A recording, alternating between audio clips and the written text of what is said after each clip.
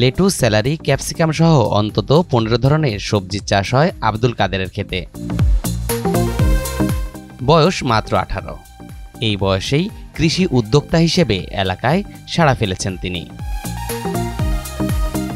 বেশ কয়েক বছর ধরেই পাবনার ঈশ্বরদীতে রূপপুর পারমাণবিক প্রকল্পে কাজ করছেন 5000-এর বেশি রাশিয়ান নাগরিক, যে কারণে তাদের খাদ্য তালিকায় থাকা 15 থেকে 20 ধরনের বিদেশি সবজির চাহিদা বেশ বেড়ে গেছে ঈশ্বরদীর বাজারে।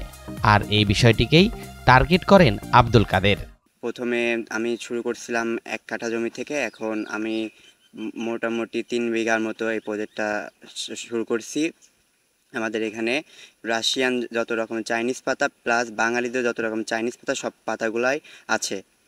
তার ভিতরে লেটুস পাতা, পেঁয়াজ পাতা, উগরো, স্যালারি, পুদিনা, বিটরুট, শ্যাওয়েল, ক্যাবিজ আর বাজিলিক, ধনি পাতা, গাজর এগুলো মোটামুটি পাওয়া যায়। ঈশ্বরদী উপজেলার সলিমপুর ইউনিয়নের বক্তারপুর গ্রামের নিজের প্রায় 3.5 বিঘা জমিতে চাষ শুরু করেন বিদেশি সবজি।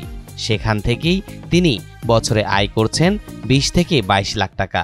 আমার যেহেতু এই মালটা ডেইলি বেচা কেনা করি, তাতে মাসে সর্বোচ্চ মাসে দেখা যায় 1,60,000 থেকে 1,70,000 বা প্লাস মাসে বেশি বেচা কেনা, সে মাসে 2 লাখ টাকা বেচা কেনা হয়। শুধু রাশিয়ান নাগরিকরাই নয়, আব্দুল কাদেরের চাষ করা এসব সবজি স্থানীয় বাজারে বাঙালিদের মাঝেও বেশ চাহিদা বাড়িয়েছে। কাদেরের এমন উদ্যোগে এখন এলাকার অনেকেই অনুপ্রাণিত হচ্ছেন।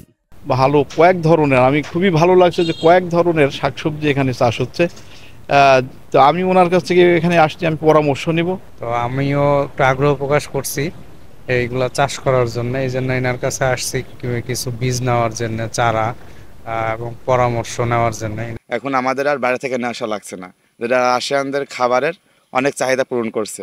এবং আব্দুল কাদেরের যে আধুনিক সবজি চাষ, এটাতে আমরা এলাকাবাসী তথা পাবনাবাসী আমরা মুগ্ধ। যারা ছোট মানুষ হিসাবে যে উদ্যোগ নিয়েছে তাতে খুব ভালোই হবে এবং ওদেরও ভালো হচ্ছে, আমরাও আনন্দিত হচ্ছি এবং আমার মনে হয় দেশেরও অনেক ভালো হবে। বৃষ্টি ও সূর্যের তাপ অতিরিক্ত থাকায় এসব সবজি চাষে নানা প্রতিবন্ধকতা সৃষ্টি হচ্ছে। সেগুলো সমাধানে আব্দুল কাদেরকে সহায়তা করেন ঈশ্বরদী উপজেলা কৃষি অফিস। 3 বিঘা জমিতে উনি 13-14 রকমের সবজি চাষাবাদ করছেন এবং এই সবজিটা পাইকারি হারে আমাদের রাশিয়ানদের কাছে বিক্রি করছেন, যেটার কারণে আমাদের রাশিয়ান সবজি আমাদের দেশের বাইরে থেকে না নিয়ে এসে আমরা ঈশ্বরদীর কৃষকরা নিজেরাই করছে এবং স্বাবলম্বী হচ্ছে। তার যে কোনো প্রয়োজনে আমরা সহযোগিতার হাত বাড়িয়ে দিয়েছি। বর্তমানে লেটুস পাতা, স্যালারি পাতা, ক্যাপসিকাম ছাড়াও পেঁয়াজ পাতা, পুদিনা পাতা, ধনে পাতা, গাজর, স্ট্রবেরি সহ বিভিন্ন ধরনের সবজি চাষ করছেন আব্দুল কাদের। তার এই উদ্যোগে বরাবরই পাশে আছেন বলে জানালেন এলাকাবাসী।